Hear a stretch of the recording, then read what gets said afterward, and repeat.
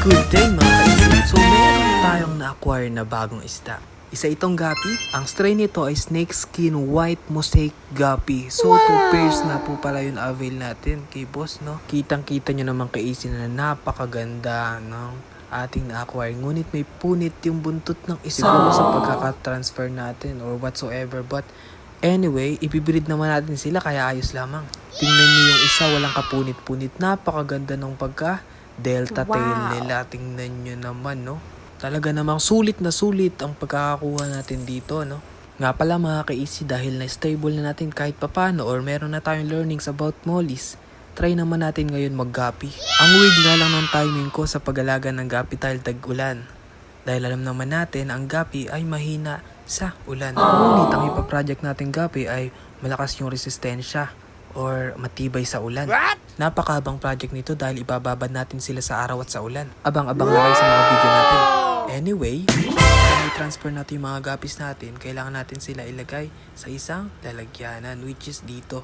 Dito natin sila ilalagay sa lalagyanan ng mga fry na mollies natin dahil isa-separate na po natin sila at ilalagay dyan. Ayan. So mas mahaba po ito kaysa sa 2.5G natin kung saan sila nakalagay. Dito po ay mas mabilis silang lalaki at mahaba po ito at shallow tank rin. So, ayan po, dyan po natin sila nilagay. Napakarami po nila dyan, marami po. At meron din po ako dyan nilagay na Peter Davao Line Guppy. So after po natin ilipat yung mga mollies natin, nilinisan na po natin ito na mabuti. Ayan, kitang-kita nyo naman po, wala na pong kadumi-dumi. Although, medyo green po yung water dahil nakatutok po siya sa araw. So, nandyan na po yung mga guppies natin. Alam po, hindi sila sobrang quality sa ngayon. Papagandahin po natin yung strain na yan dahil gustong-gusto ko po yung pattern at kulay nila. Magsisimula po tayo from scratch. Wow! Ayan, nilagyan ko na rin po yan ng filter or tinatawag na lava rings para dyan po sumiksik yung mga good bacteria at pwede rin po itong papakin ng mga guppies natin. Naglagay na rin po pala ako ng guppy grass at hornwort para naman po ma-feel nila at least na nasa wild sila. Siguro po after ng ilang days ay tatanggalin ko na rin yung mga halaman para naman makapag-breed or makapagsundot na yung male natin ng mas ayos. Yan, amaze na amaze talaga sa kulay niyan at sa pagkakadelta ng mga strain na yan.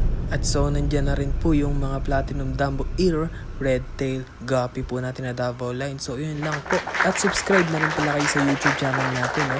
Easy Aquatics TV. Yun lamang. Fish out!